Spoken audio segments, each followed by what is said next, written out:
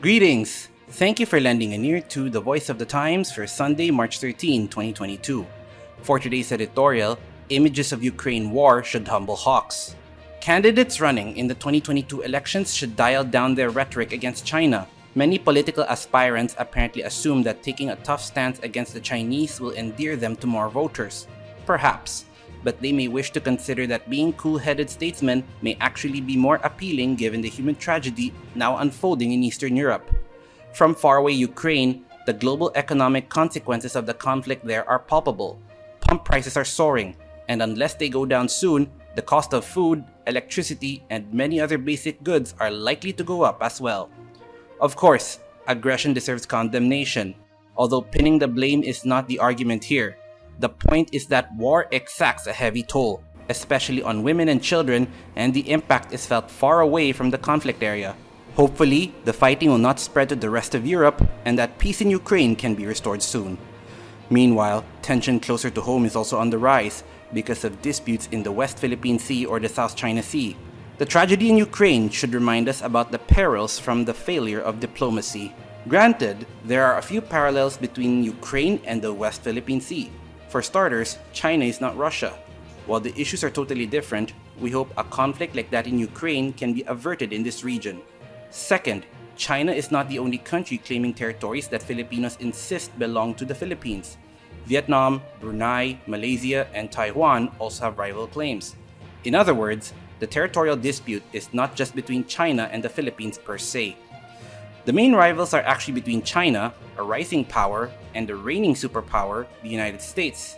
And the harsh reality is that the other claimants are accidentally involved because of geography. As we said before in this space, China is not the enemy. It does not deserve to be demonized on the campaign trail. The real threat is war. The strategic interests in the Philippines rest on maintaining peace and stability in the region. They are conditions needed for most of the other platform themes mentioned by several candidates. Their promises include continuing government investments in infrastructure, helping distressed small and medium enterprises recover, pushing for education for all, and improving public health. Few or none of those would be possible if the government prioritized military spending instead. Of course, the Philippines needs a credible minimum defense, and like Ukraine, it cannot simply surrender if attacked. But keeping pace with the arms race seems less important than many other national priorities. Elected leaders, particularly the president, need to craft a China policy that is aligned with the national interests suggested here. The people in charge should nurture areas of mutual interest, namely trade and investments. The West Philippine Sea dispute, fishing rights, and conservation of marine resources should also be discussed. Taking hardline policies and relying on military options will divert attention and resources from economic development, which can make the country stronger.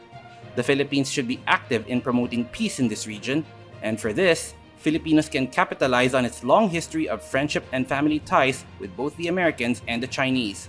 Philippine policy should not be influenced to serve any foreign interests. China's ascendance is not necessarily a threat as Western powers see it. The rise of Japan, South Korea, and Singapore are non-issues, for instance.